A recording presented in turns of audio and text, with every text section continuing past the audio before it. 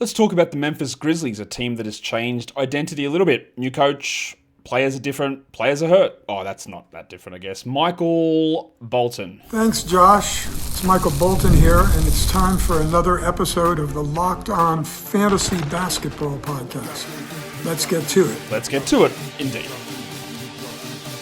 You are Locked On Fantasy, your daily NBA fantasy podcast. Part of the Locked On Podcast Network. Your team every day.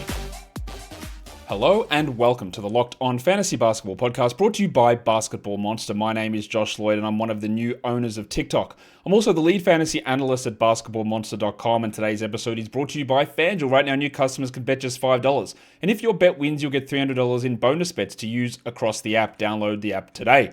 Thank you also for making Locked On Fantasy Basketball your first listen every day. We are free. We're available on all platforms. Locked On Fantasy Basketball Bowl. We are getting set to draft. By the time you are watching this, drafts have probably started. That doesn't mean that leagues are over. There will be new ones released. I believe at this point we'll probably have draft and stash and a best ball available, and the regular points categories and rotos are all full. There will probably be new ones released during the week. But at the moment, with what's available, you will have a draft and stash, which is a roto, and a best ball, which is points. But there will be more released. Trust me. It will happen. I just don't know when. But get into those other ones as well. You can join them all. You can do that. Linktree/LOFB Bowl. Link in description. QR on the screen. Okay. We are here to talk about the Memphis Grizzlies for this upcoming 25-26 NBA season, of course. They are a team, like I said, with some changes. Taylor Jenkins was fired right at the end of last season. They were in the playoffs and lost to the Thunder. Thomas Isolo now has a full off-season, pre-season to work with his team. We already saw him institute some pretty big changes. And they're also dealing with some injury concerns, which, again, they always do. But these are, I'll say some are different, some are not. Let's have a look at their projected starting group. Now, I'm recording this on the 26th of September. This is releasing on the 28th of September. So news may have dropped in between. There was a report from, I don't want to be too aggressive on this, but from a Twitter reporter who does not have the most accurate track record. Let's put it that way. Saying that Zach Edey will be out for the first half of the season. I don't know that that's true. I know that Zach Edey is going to be out, and I expect that he's out until at least the middle of November after ankle surgery. But the first half of the season suggests middle of January. I don't believe at this point that is true. There's been no confirmation on that I have seen, apart from this one reporter who, again, throws out so much stuff that is incorrect. So I just want to tell you that report is there, because I know you would have seen it, or some of you will have seen it, but I don't believe at this point that it is true. I think that they will start, and I'm not certain about this at all, Ja Morant, Kentavious Caldwell-Pope, Jaylen Wells, Jaren Jackson, and Zach Edey. The problem there is that both Jaren and Edey will probably not be available opening night, which throws a lot into consideration, and it changes your late draft strategy. But I think they'll be back early enough to include them in this group. But the other uncertainty is I don't even know that KCP will start. I don't know that Jaylen Wells will start. I have a fair degree of certainty that Jaylen Wells will start. I know that Morant will. I know that Jaren will when healthy, and I know that Edey will when healthy. The rest of the group, Santi Aldama, and that's what I mean. If you want to take Santi Aldama at the end of your draft because Edey and Jaren aren't there to begin the year, do it. And then if you drop him later on, do it as well. I think it'll be Aldama, Pippen, Jerome, Clark, and Vince Williams Jr. But that means that Gigi Jackson is not in that mix. That means that first-round pick Cedric Coward is not in that mix. And they might be. This is an incredibly uncertain team. I think that there is a chance that Scottie Pippen starts over Kentavious Caldwell-Pope. Was Caldwell-Pope brought in as only salary matching for Desmond Bane? Because one of the picks they got for Desmond Bane is what they used to get Cedric Coward. So does Pippen, who started games down the stretch, start next to Morant? I think it's possible. I don't think Jerome will, and I think Ty Jerome, if we look at this, again, this is where you run into risks of people considering drafting him, is that on a healthy team, he might be their eighth man. behind Morant, KCP, Wells, Jackson, Edey, Aldama, and Pippen. It's really hard to have an impact for 10, 12, and even 14 team leagues as an 8th man. And yeah, Ja might get hurt, but that's a hard pill to swallow. Pippen, if he gets to start, will be really interesting. I would love to see what Scotland could do in a starting role. We saw him last season have some really big performances in games where old mate Ja would be out.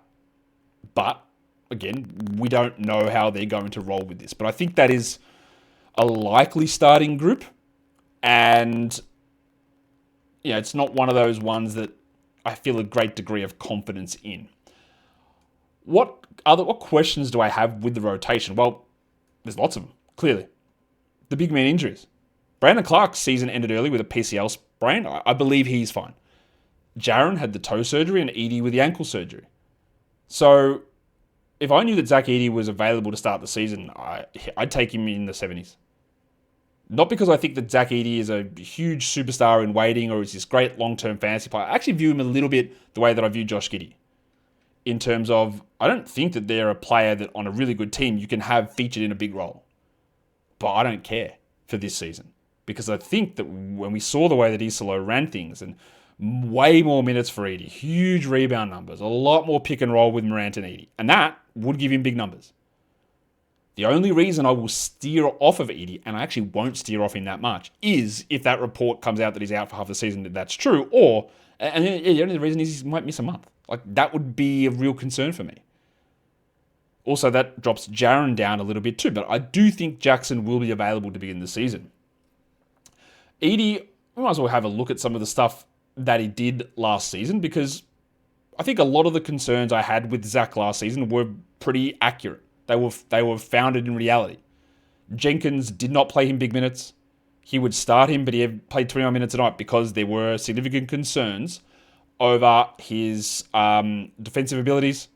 And what seemed to happen with Edey last season is when they played poor teams, they would let him do more. He would put up good numbers. And against good teams, he would get bogensed. He had played 21 minutes a night with 16 usage, and part of his success in college was a 33% usage, so that just dropped way off. He blocked 1.3 shots, pretty good. 9 points, 8 rebounds, 58 from the field. 71 from the line. Like, they're pretty good numbers. He started taking some threes, not many. He was 153rd in category leagues and 142nd in points leagues, Edey. I think that those 21 minutes are easily can be 28 this season, if it wasn't for the injury. And I think we'll get to 28 in February, March, April. Might be 30. Honestly, it might be. And what's a realistic outcome? 15 and 11, 1.6 blocks, 62% shooting.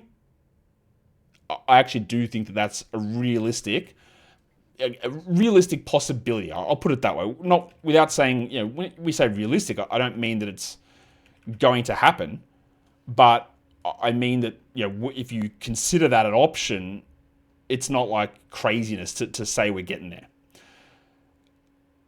I've touched on this already, but how do they view Kentavious Caldwell-Pope? He was bad last season. I think we all know that.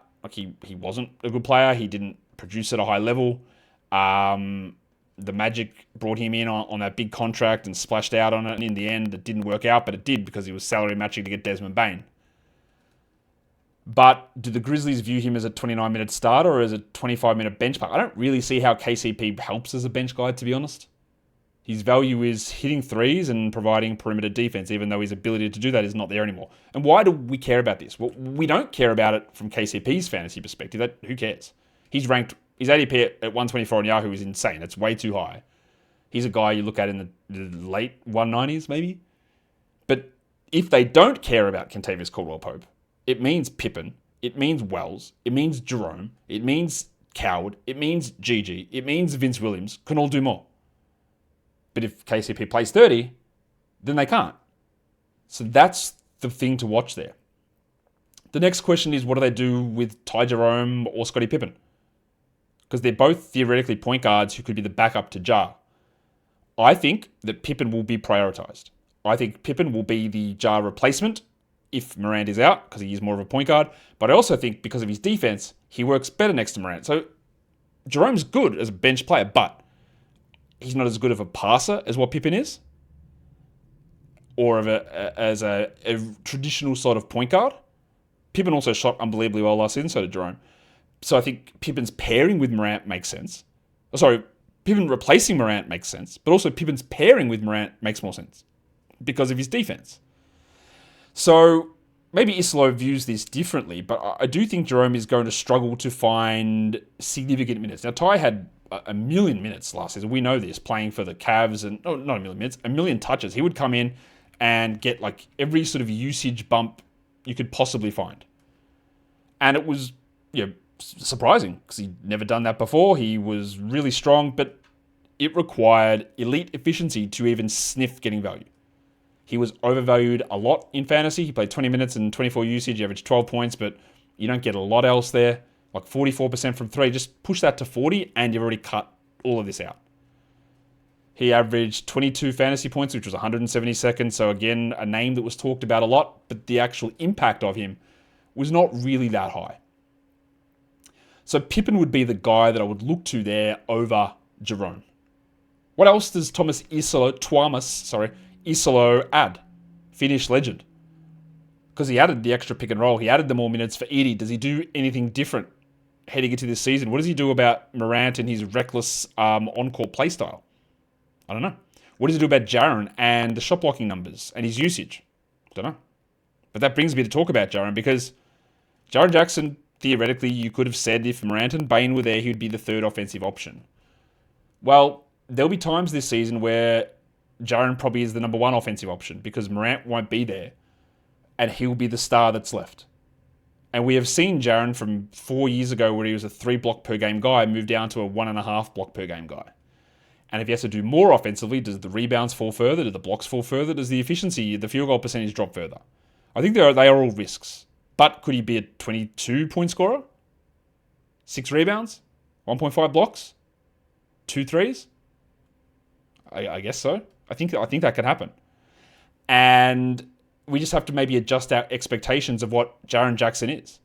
Much like we've done with Bam Adebayo, who doesn't get defensive stats anymore, but he's a high-volume offensive player. Maybe that is what we expect from Jaren now. We'll come back and talk undervalued and overvalued guys in a sec on this Grizzlies team, but I've got to tell you about Skims. Because when I found out that Skims was making underwear for men, well, the little ad here says I was intrigued. I wasn't intrigued. I was bloody excited. I was pumped. I was getting to be honest, I actually really needed a new pair of Skims. So I ripped through my old undies. That's how excited I was. Skims for men has the quality that you've heard about from your friends and family. That's the discussion you'll have. Mate, best undies I'm wearing. Really? Yeah, no, women always talk to men about their underwear. It happens all the time. And that is exactly what you would have heard about Skims. But now you can enjoy the luxuriation of Skims for men for yourself.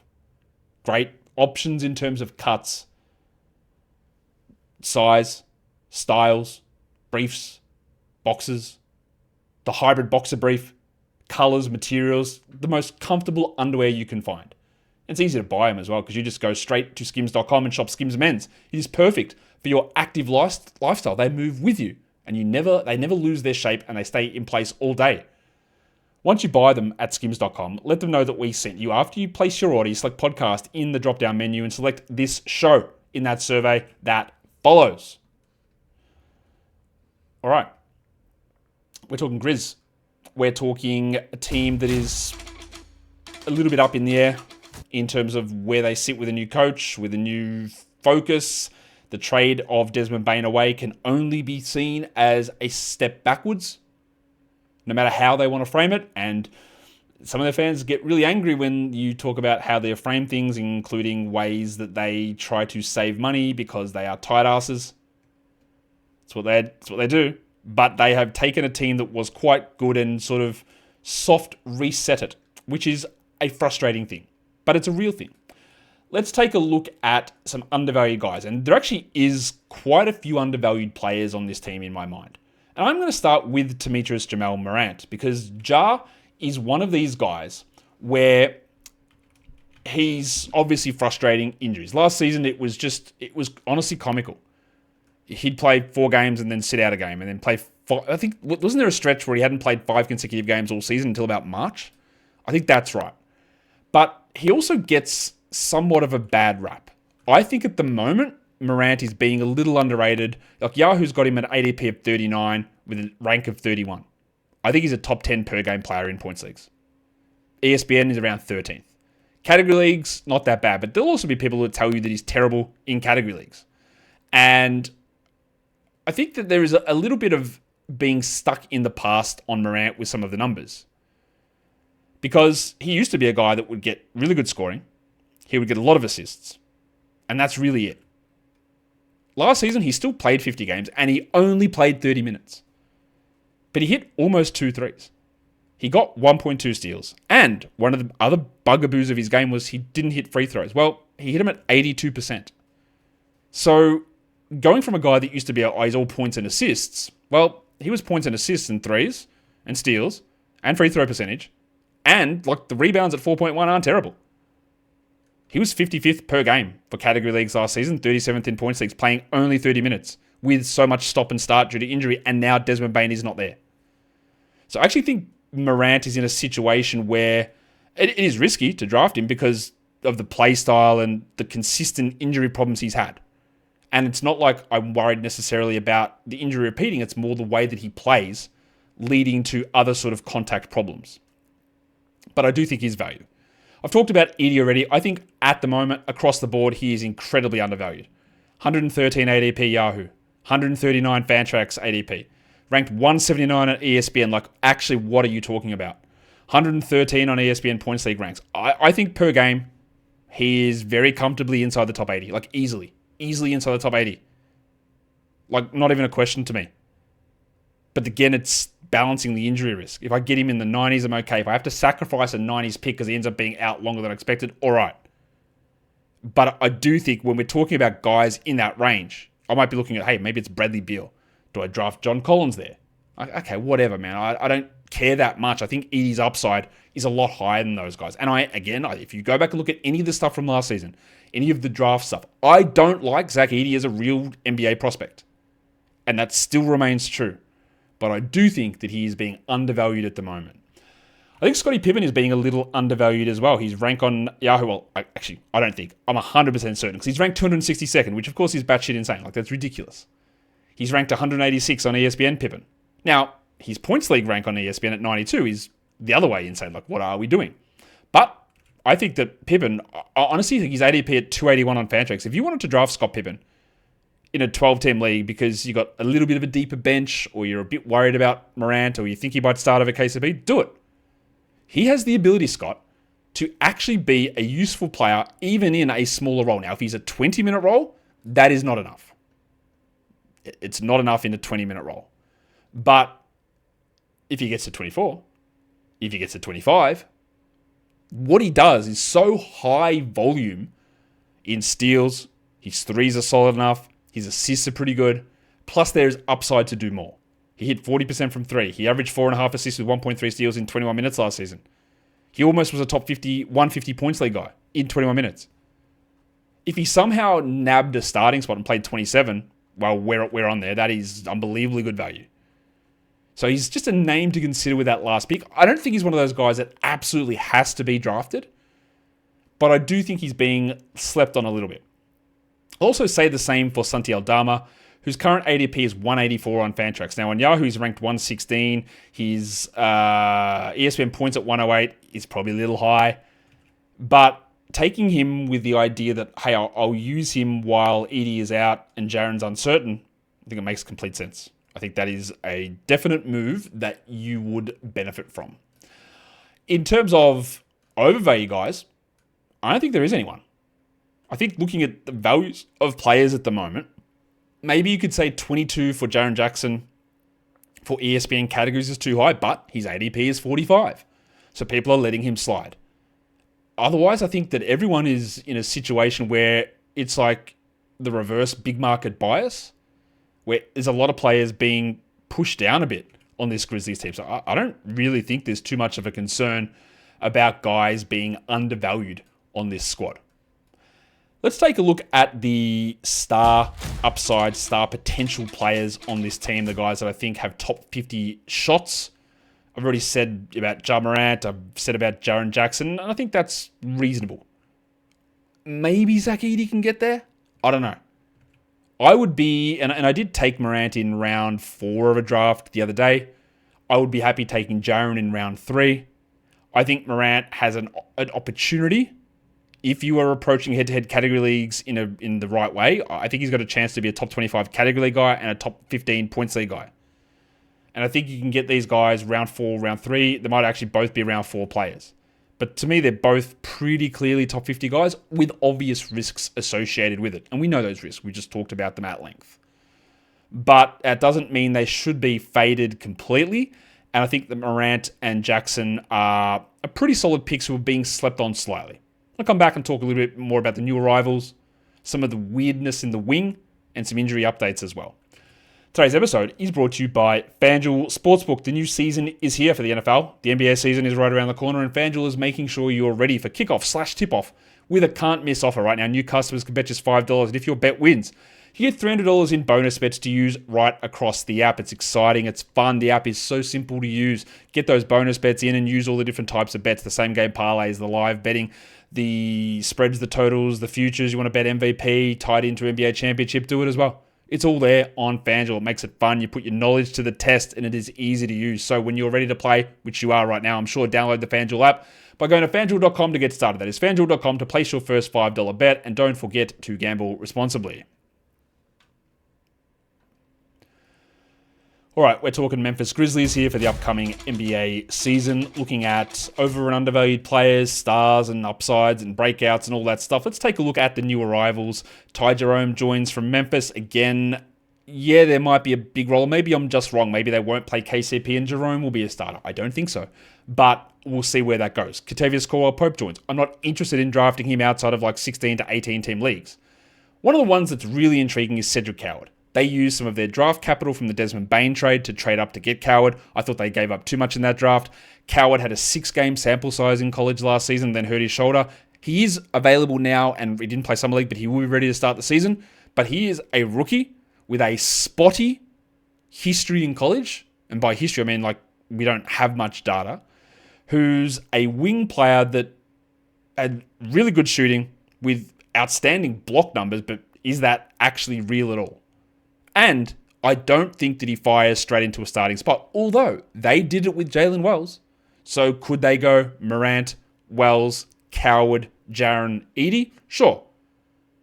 Anyone with an interesting profile like Coward does, again, 6 games. But anyone with an interesting profile who's put into a starting group, you consider it. If he can be a 3-point shooting, shot blocking, efficient wing, you do it. Especially given the usage hole that's on this team. Losing Bane and replacing him with low-usage KCP. Yeah, Jerome will take some of that. Jackson will bump up. Morant will play more. Edey will do more. But there is an opportunity. I'm not on the, hey, let's draft Coward at this point bandwagon, but all it's going to take is for them to say he is starting, and then I will. Jock Landale arrives. He will be the Jock Landale. He will be a deep reserve, but at the start of the year, you may not have Jaren. You probably won't have Edey. You also might not have Brandon Clark. And then Landale fills the Jay Huff role. So, Jock, if he plays 27 minutes, will be 12-team usable. It's going to need a lot of confirmation, like no Jaren, no Clark, no Edey. But then we would use Landale.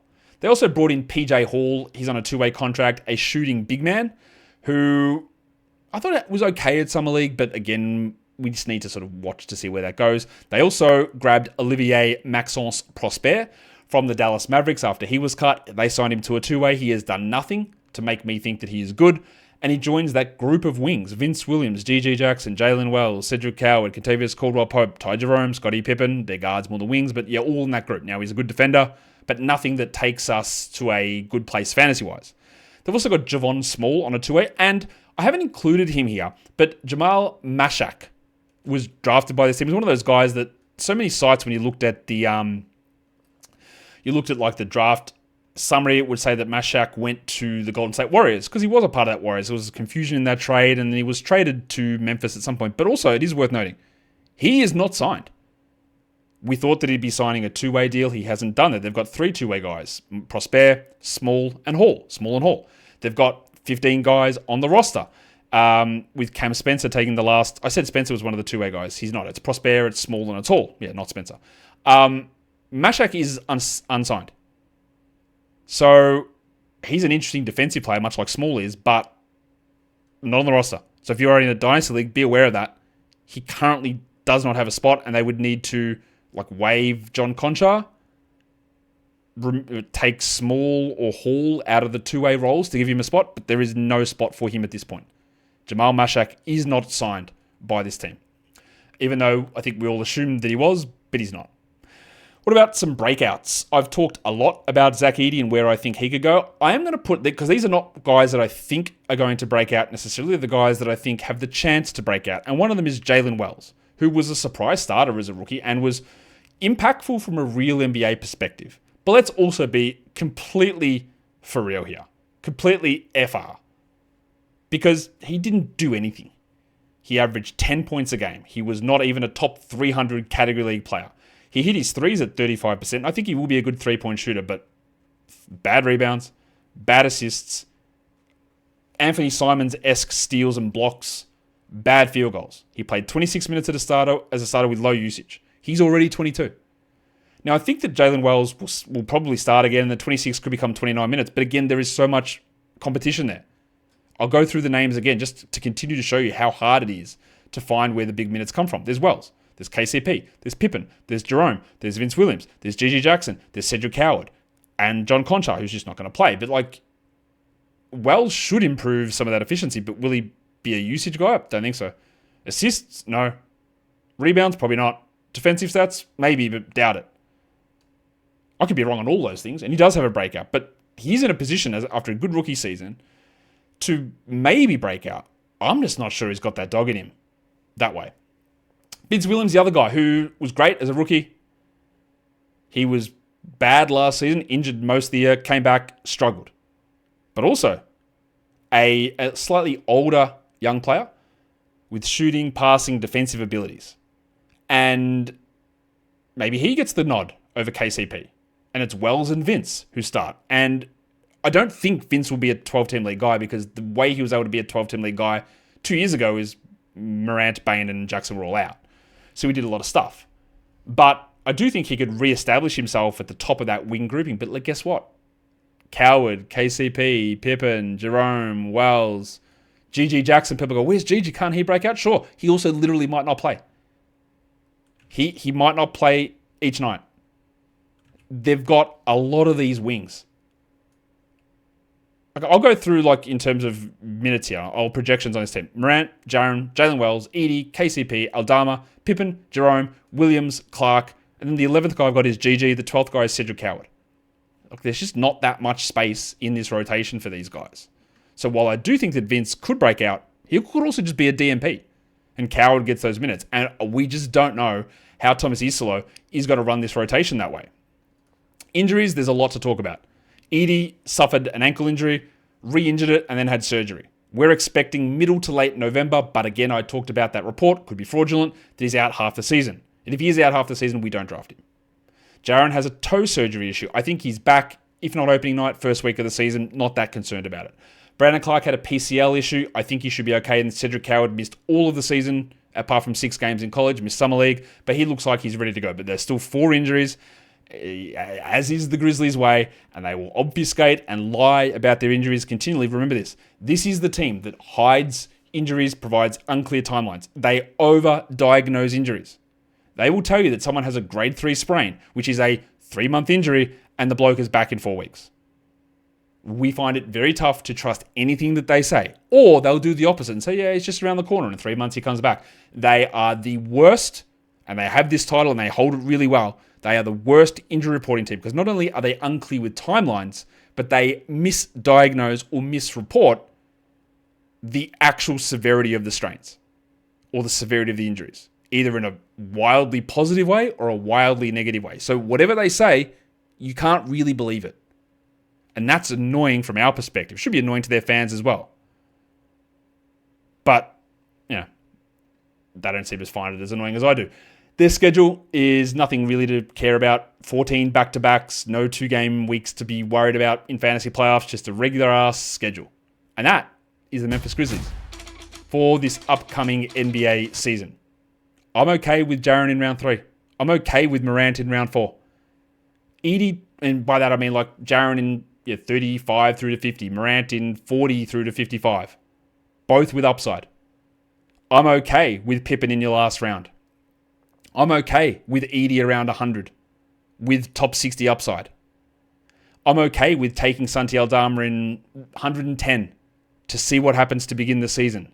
I won't take KCP outside of deep leagues. I won't take Wells outside of deep leagues. I would pounce on Coward if we hear that he starts. I would pounce heavily on Pippen if we hear that he is going to start. But there's a lot of uncertainty currently with this team for us to get information on. Locked On Fantasy Basketball Bowl, scan the QR, linktree/LOFB Bowl. Just check it for leagues that will get dropped. There'll be, I'll say secret leagues. They're not secret, but I'll drop them there. I'm not going to announce every league that I put out. It'll just get put onto the Linktree. So you can check it out over there. Subscribe to this show, and that's why you'll never miss an episode here. Hit the hype on the YouTube mobile app. Guys, we are done here. Thank you so much for listening, everyone. See ya.